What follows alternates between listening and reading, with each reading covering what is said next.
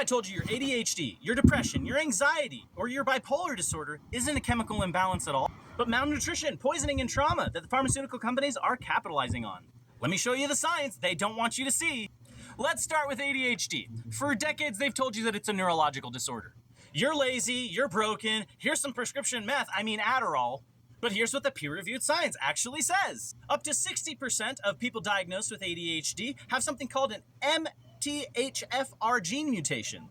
This means that your body can't process folic acid into methylated folate, the active form your brain needs to produce dopamine and neuroepinephrine. You don't have an Adderall deficiency, you have a methylfolate deficiency. The solution? Methylated B vitamins. Cost about $20 a month, but that doesn't make pharmaceutical companies billions of dollars, does it? So instead they give you amphetamines that create dependencies, suppress appetite, disrupt sleep, and never address the actual root cause. That's not healthcare, that's creating customers. Now let's talk about the biggest lie in psychiatric history, the chemical imbalance theory of depression.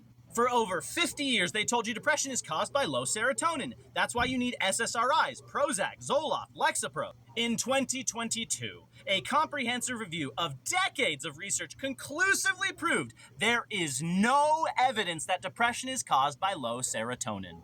None. Zero. This was published in Molecular Psychiatry, one of the top psychiatric journals in the world. So what causes depression?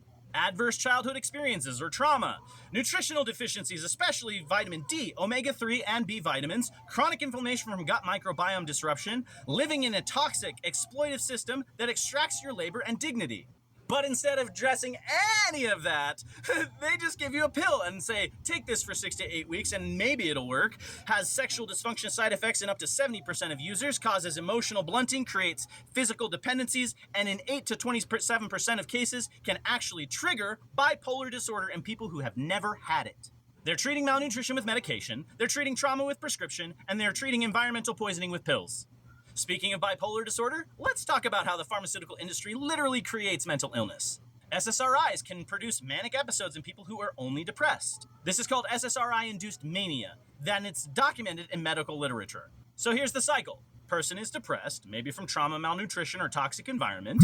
Doctor prescribes SSRIs. SSRIs trigger manic episodes. Person who gets diagnosed with bipolar disorder, now they're on mood stabilizers and antipsychotics for the rest of their life. The medication created the diagnosis. It's called iatrogenic illness, doctor-caused disease, and it's an epidemic. Now autism. They told parents it's a mysterious neurological disorder with no real treatment options. But research shows autism has massive connections to gut inflammation and microbiome disruption. The gut-brain axis is real. The gut produces 90% of your body's serotonin.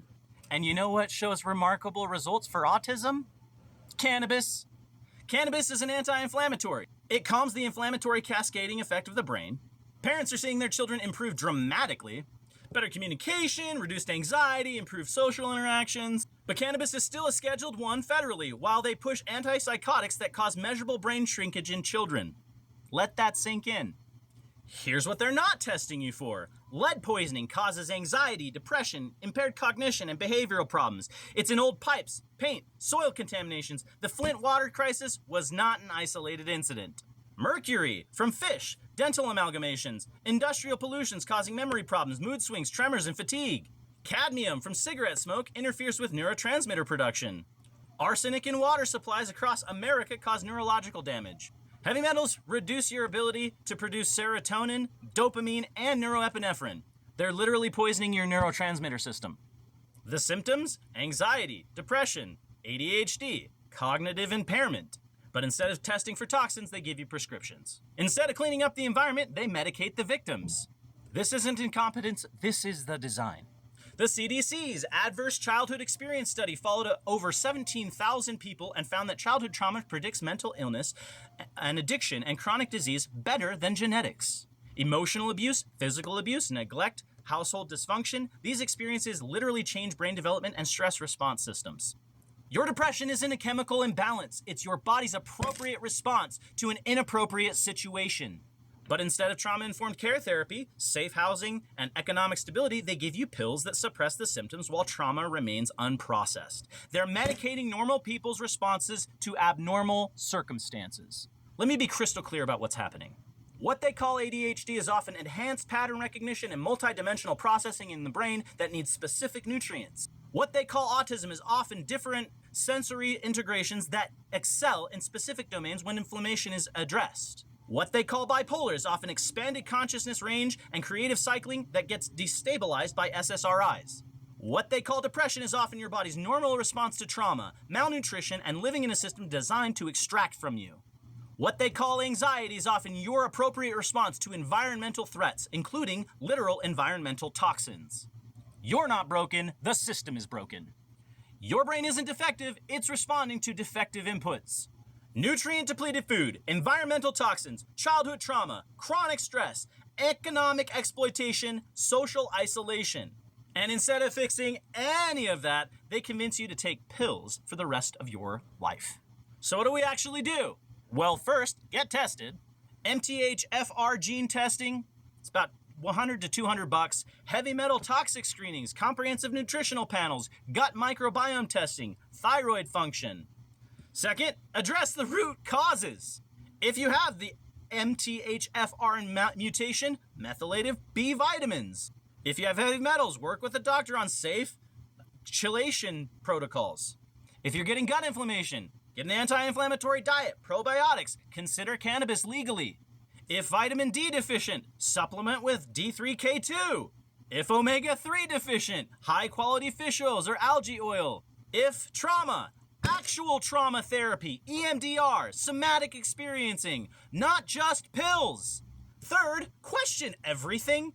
Did your psychiatrist test you for nutritional deficiencies before prescribing? Did they screen you for heavy metals? Did they assess you for trauma? Or did they just hand you a prescription after a 15-minute appointment? Fourth, find practitioners who treat root causes.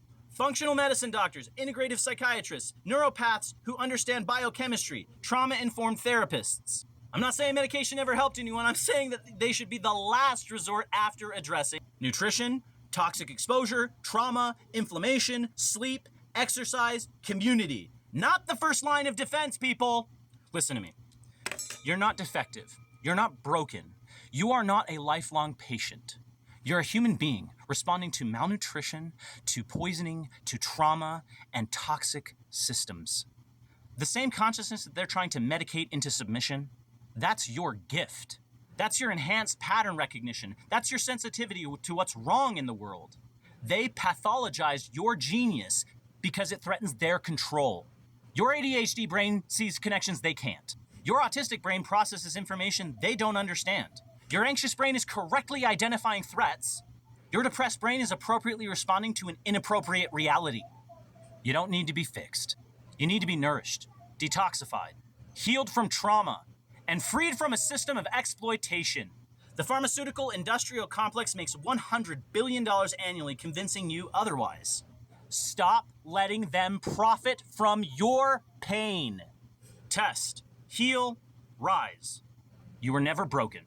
All these claims are backed by peer-reviewed data. Do your own research. Share this with someone who needs to hear it. Hit that like button and comment what's going on with you. And as always, follow for more mind-bending content.